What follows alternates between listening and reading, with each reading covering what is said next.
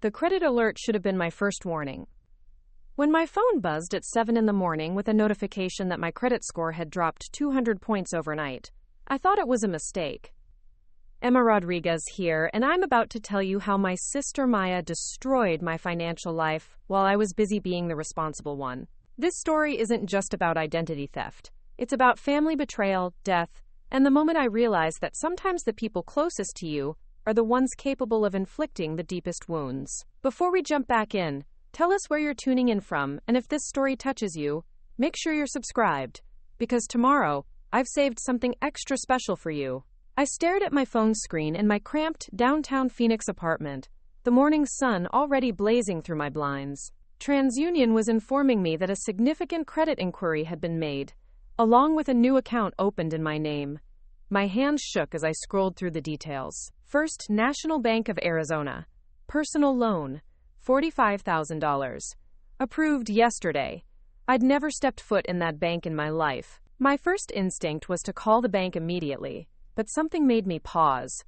Maya had been acting strange for months. My younger sister, the eternal optimist who flitted from job to job like a butterfly, had suddenly become secretive about her latest venture. She claimed to be working in real estate, showing up to family dinners with designer handbags and expensive jewelry that seemed far beyond what any beginning agent could afford.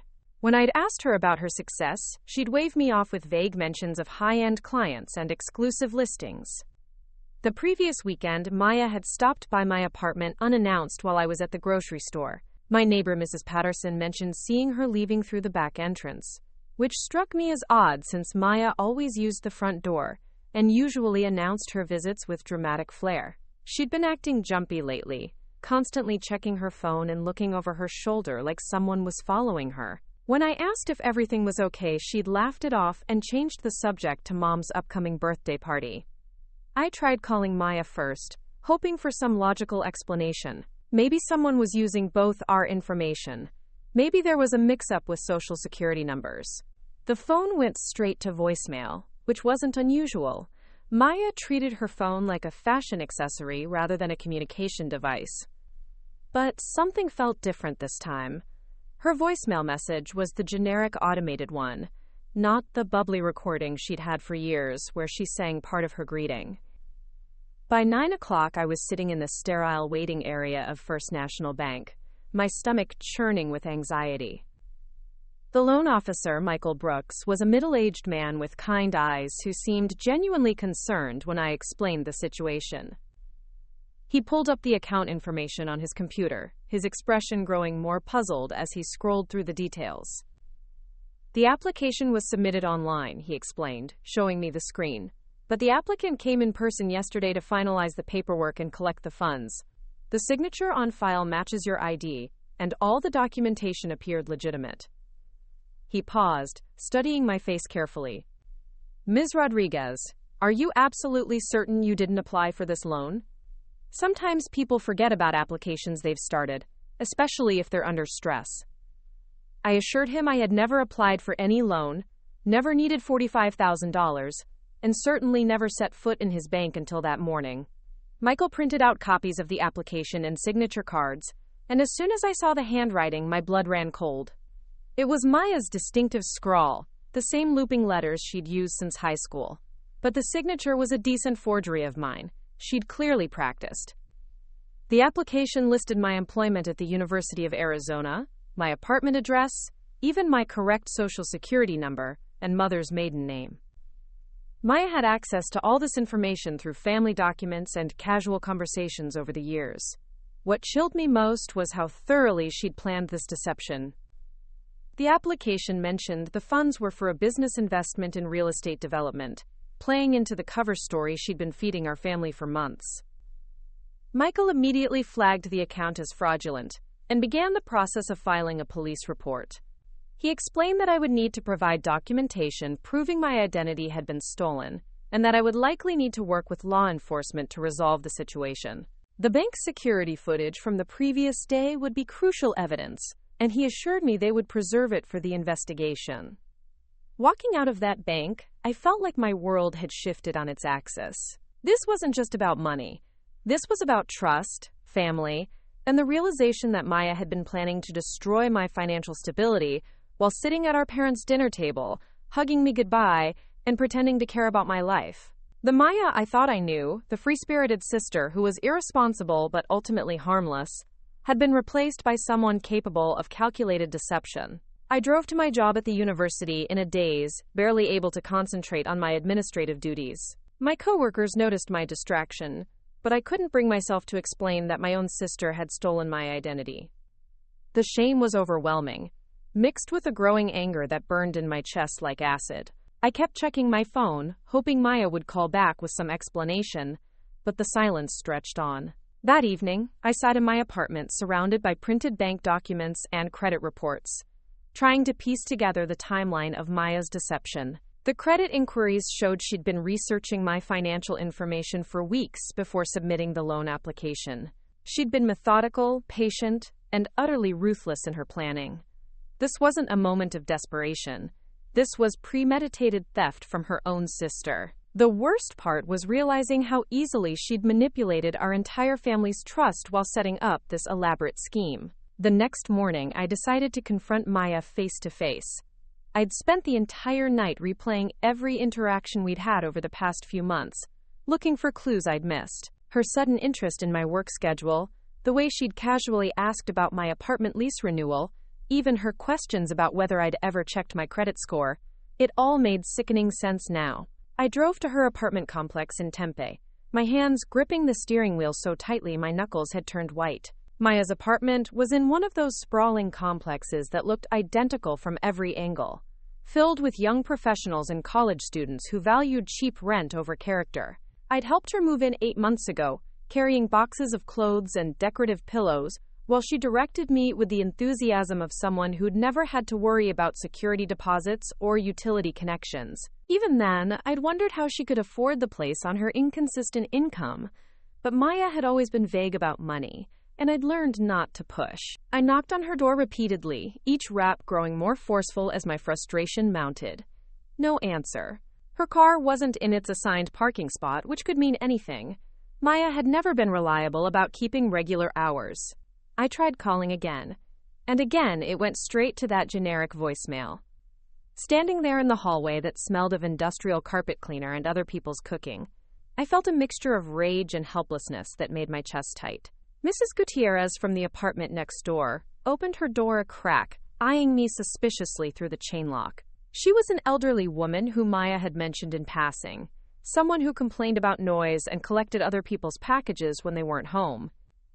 I introduced myself as Maya's sister and explained that I was trying to reach her about a family matter. "She hasn't been around for days," Mrs. Gutierrez said, her voice carrying a hint of concern. "Maybe a week? I only notice because her mail is piling up, and she usually gets a lot of deliveries, packages sitting out there for anyone to steal." She gestured toward Maya's door, where I could now see several Amazon boxes stacked against the frame. "Is she in some kind of trouble?" I assured her that everything was fine, just a misunderstanding that needed to be cleared up. But internally, my alarm bells were ringing even louder. Maya was many things: irresponsible, dramatic, selfish, but she wasn't the type to disappear without telling someone. She thrived on attention and validation, constantly posting updates on social media and calling our parents with elaborate stories about her daily adventures. The silence was completely out of character. Driving back to my apartment, I called our parents' house in Scottsdale. My mother answered on the third ring, her voice bright with the artificial cheerfulness she always used when she was busy with something else. Linda Rodriguez had spent 30 years managing a household that revolved around Maya's chaos and my attempts to clean up after it. She'd perfected the art of minimizing problems and smoothing over conflicts, treating every crisis like a minor inconvenience that would resolve itself with enough positive thinking. "Emma, sweetheart, what's wrong? You sound upset." Mom's voice shifted to the concerned tone she used when one of us called during work hours. I could hear the television in the background, probably one of her cooking shows or home improvement programs that filled her days since she'd retired from her job as a school secretary. I took a deep breath and tried to explain the situation as calmly as possible. The loan, the forged signature, the fact that Maya wasn't answering her phone or returning calls. I carefully avoided mentioning the full amount of money involved, knowing that Mom would immediately jump into protective mode and start making excuses for Maya's behavior. Even $45,000 would be minimized as a misunderstanding or a desperate decision that Maya would eventually make right. "Oh, honey, that doesn't sound like Maya at all," Mom said, though I could hear the uncertainty creeping into her voice. She was just here for dinner on Sunday, talking about some big real estate deal she was working on. She seemed so excited about her future plans. Maybe there's been some mistake with the bank? You know how these computer systems can get mixed up. I explained that I'd already been to the bank, that they had security footage of Maya collecting the money in person, that her handwriting was on the application. The silence on the other end of the line stretched long enough that I wondered if the call had dropped. When Mom finally spoke again, her voice was smaller, more fragile than I'd heard in years. "She's been so secretive lately," Mom admitted. "Your father and I thought it was because she was finally getting serious about her career, maybe even thinking about settling down. She's been dressing so professionally, carrying that expensive briefcase, talking about clients and property investments. We were proud of her for finally finding direction." She paused, and I could almost picture her sitting at the kitchen table, twisting her wedding ring the way she did when she was processing bad news. "Emma, what does this mean? Is she in legal trouble?" I explained about the police report that needed to be filed, the investigation that would follow, the fact that identity theft was a serious federal crime. Mom's breathing became shallow, and I could hear Dad's voice in the background asking what was wrong. The weight of destroying my parents' faith in their younger daughter settled on my shoulders like a lead blanket. They'd always seen Maya as the creative one, the free spirit who just needed time to find herself. The idea that she was capable of calculated fraud against her own family would shatter something fundamental in their worldview. "Have you tried her work?" Mom asked desperately. "Maybe her real estate office knows where she is. She mentioned having important meetings this week." That's when I realized I'd never actually verified Maya's employment. She'd talked about her real estate career for months, but I'd never seen business cards, never heard her take work calls, never been introduced to colleagues or supervisors. She'd been vague about which agency she worked for, always saying she was between offices or working independently while she built her client base. The professional clothes and expensive accessories I'd attributed to success might have been purchased with money she'd stolen from other sources. Jake Thompson had been my closest friend since college, the kind of person who answered phone calls at any hour and never made you feel like you were bothering him. When I called him that afternoon, my voice shaking with a mixture of anger and disbelief, he immediately offered to come over. Jake worked in cybersecurity for a tech company downtown, and his analytical mind had always been a source of comfort during stressful situations. He had a way of breaking down complex problems into manageable pieces, and right now I desperately needed someone to help me think clearly. He arrived at my apartment carrying takeout containers from our favorite Thai restaurant and a laptop bag slung over his shoulder. Jake had always been practical that way. He knew that crisis management required both emotional support and proper nutrition. As we sat on my couch, picking at pad thai and spring rolls neither of us really wanted, I explained everything that had happened. The credit alert, the bank visit, Maya's disappearance, my parents' devastation at the news.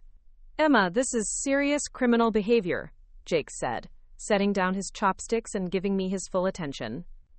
"Identity theft at this level isn't some desperate spur-of-the-moment decision. Someone doesn't just accidentally forge loan documents and walk out with $45,000. This took planning, research, and a complete disregard for the consequences to you personally." Jake opened his laptop and began walking me through the steps I needed to take to protect myself financially. We spent the next 2 hours placing fraud alerts with all 3 credit bureaus, reviewing my credit reports line by line, and documenting every suspicious activity we could find. What we discovered was even more disturbing than I'd initially realized. Maya hadn't just stolen my identity for one loan, she'd been systematically using my information for months. There were credit inquiries from multiple lenders, applications for credit cards that had been denied due to debt-to-income ratios, and even an attempt to open a business account using my social security number. Jake pulled up records showing that someone had been checking my credit score regularly, monitoring my financial activity like a predator studying prey. The methodical nature of the theft made my stomach turn. This wasn't desperation. This was calculated exploitation of family trust. "Look at this pattern," Jake said, pointing to dates on the screen. "These inquiries started right after Christmas, when your family would have been together sharing personal information casually. She probably gathered details during holiday conversations, when people naturally talk about work changes, address updates, financial goals for the new year. She's been planning this for at least 4 months." The realization hit me like a physical blow. Christmas had been at our parents' house, a warm family gathering where Maya had been particularly attentive and affectionate. She'd asked thoughtful questions about my job, my apartment, my plans for the future. I'd interpreted her interest as sisterly concern, maybe even a sign that she was finally maturing and taking an interest in family relationships. Instead, she'd been mining information to use against me. Jake suggested we try to track down Maya's supposed real estate career, suspecting that her entire professional persona might be fabricated. We started with the Arizona Department of Real Estate website, searching for her license in the public database. No results. We tried variations of her name, checked inactive licenses, searched for any record of her completing required coursework or examinations. Maya Rodriguez did not exist in the state's real estate licensing system. "She's been lying about everything," I said, staring at the empty search results. Preparing and narrating this story took us a lot of time, so if you are enjoying it, subscribe to our channel. It means a lot to us. Now back to the story. The job, the clients, the success, all of it was fake. But where was she getting money for those expensive clothes and accessories? How was she paying her rent? Jake's expression grew darker as he considered the implications. "Emma, if she's not making legitimate income, but she's been living well above her means, that money has to be coming from somewhere. The loan she took in your name might not be her first victim. She could be running multiple identity theft schemes, targeting different family members or friends." We decided to dig deeper into Maya's online presence, looking for clues about her activities over the past several months. Jake helped me access social media accounts and online records, searching for patterns or inconsistencies in her public persona. What we found was a carefully constructed facade that began to crumble under scrutiny. Maya's Instagram showed her at expensive restaurants, wearing designer outfits, posing with luxury cars that were obviously rentals based on the license plate patterns. Her posts about successful real estate deals were generic stock photos of houses with captions that mentioned "another satisfied client," but never included specific details. The professional headshots she'd been using were clearly taken at one of those mall photography studios, not in an actual real estate office. More troubling were the gaps in her posting history. Maya, who normally documented every meal and outfit change, had several periods where she'd gone radio silent for days at a time. Jake pointed out that these gaps corresponded with dates when my credit had been checked or applications had been submitted in my name. She'd been deliberately maintaining a low profile during her criminal activities, then resuming her fake success story once the immediate work was done. "We need to contact the police," Jake said firmly. "This isn't just family drama that can be resolved with a conversation. Maya has committed serious crimes, and she's probably still actively victimizing other people. The longer she stays hidden, the more damage she can do."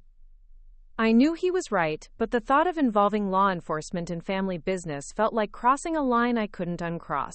Once I filed that police report, Maya would become a criminal in the eyes of the law, not just my troubled sister who'd made poor choices. Our family would never recover from the scandal, and my parents would spend the rest of their lives wondering where they'd gone wrong. Jake must have seen the conflict on my face because he reached over and squeezed my hand gently. "Emma, you didn't create this situation. Maya made these choices knowing exactly what the consequences would be. You're not responsible for protecting her from the results of her own criminal behavior, but you are responsible for protecting yourself and potentially other victims from further harm." For a brief moment that evening, I almost convinced myself that everything would work out. Jake had helped me file the initial fraud reports, the bank was cooperating with the investigation, and I'd taken every recommended step to protect my credit. As I sat in my apartment surrounded by paperwork and official forms, I felt a strange sense of accomplishment. I was handling this crisis like a responsible adult, following proper procedures, doing everything by the book. Maybe Maya would surface with some explanation. Maybe the money could be recovered. Maybe our family could heal from this betrayal. I decided to treat myself to a quiet evening of normalcy. I ordered pizza from my favorite local place, opened a bottle of wine I'd been saving for a special occasion, and settled in to watch a mindless romantic comedy.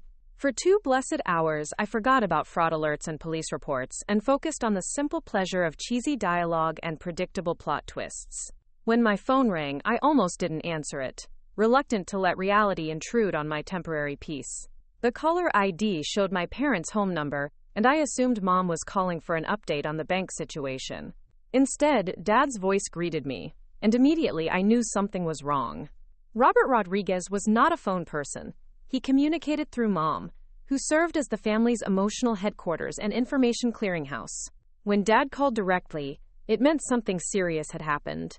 "Emma, sweetheart, we need to talk," he said, his voice carrying the careful control he used when delivering bad news.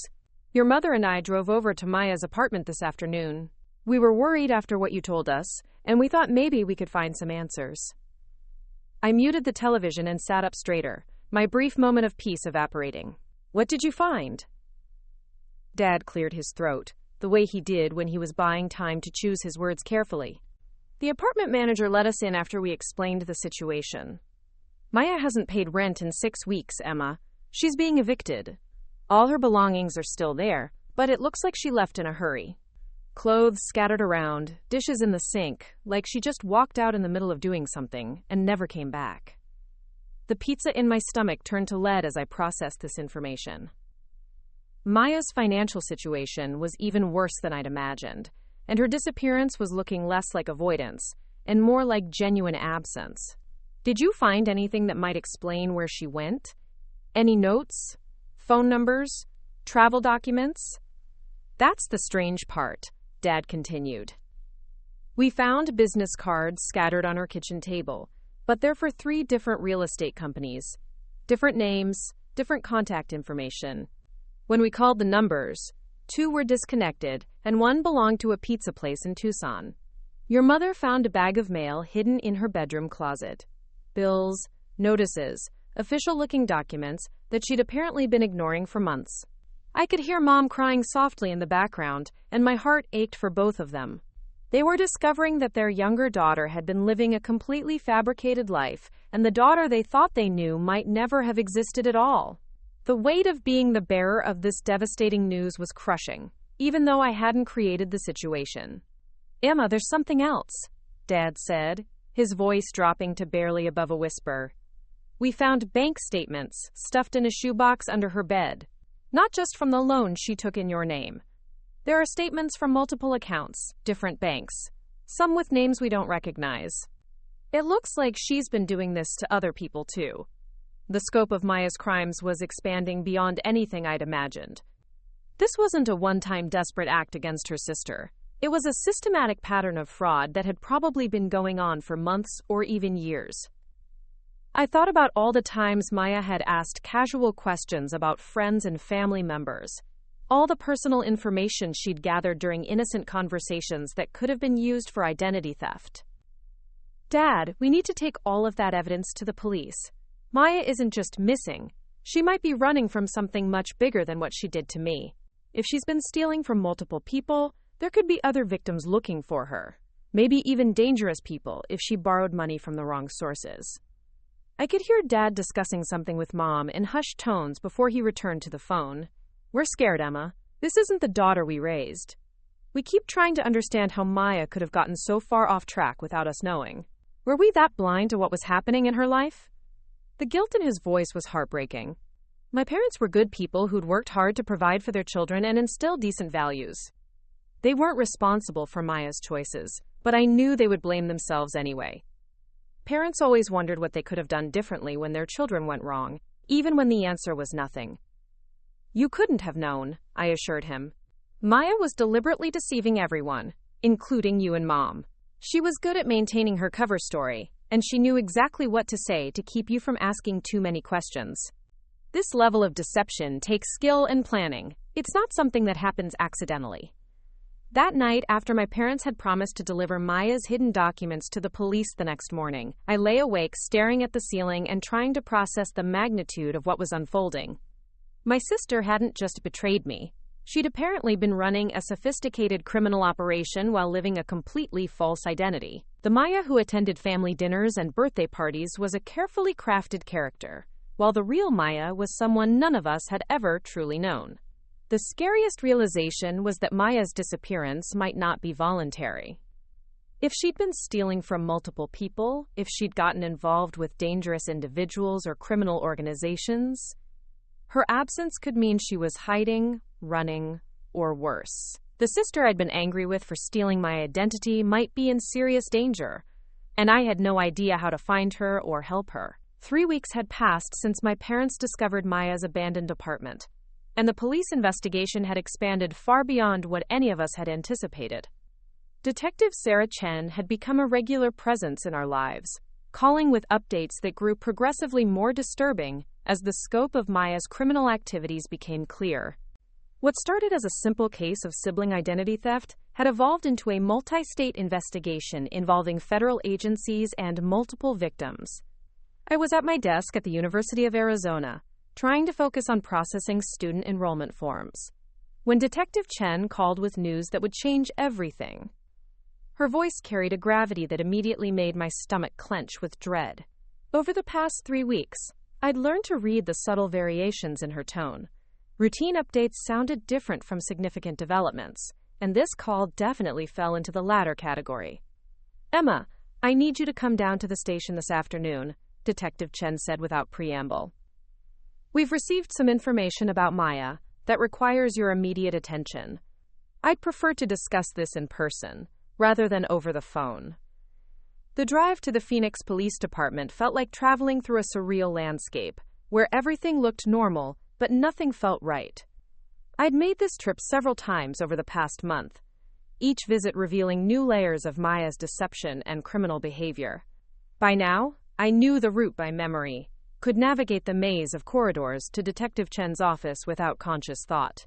The familiarity of the surroundings did nothing to calm my nerves.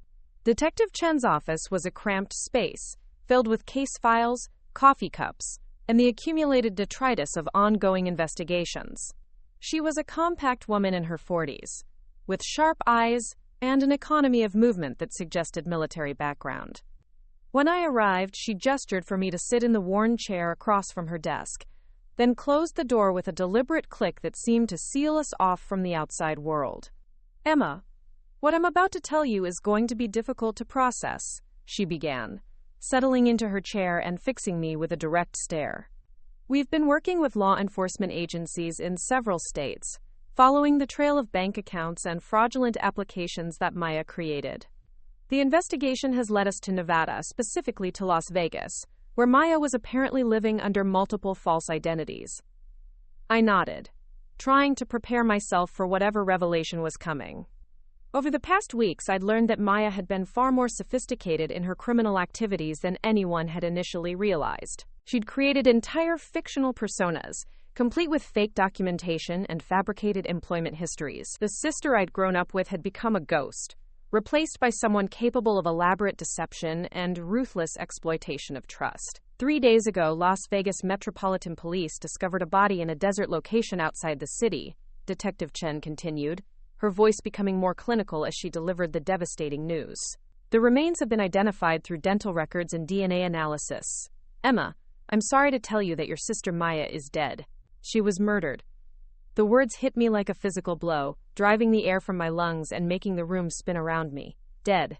Murdered. Maya, with all her flaws and crimes and betrayals, was gone forever. The sister who had stolen my identity, who had lied to our family for months, who had been living a completely fabricated life, would never have the chance to explain herself, or make amends, or face justice for her actions. "How?"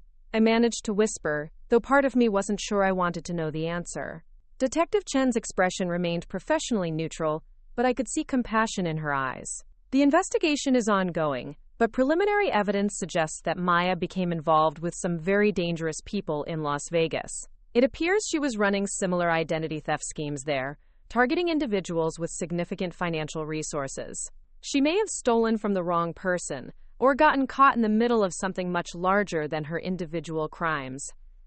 The irony was crushing. Maya had spent months systematically destroying other people's financial lives, and ultimately, it had cost her everything. The criminal lifestyle she'd embraced in pursuit of easy money and material possessions had led directly to her death. She'd betrayed her family, violated the trust of countless victims, and abandoned every moral principle our parents had tried to instill in us, only to end up murdered in a desert by people who operated by an even more ruthless code. Was she suffering when she died? I asked, surprised by my own question. Despite everything Maya had done to me and our family, despite the months of lies and the financial devastation she'd caused, she was still my sister.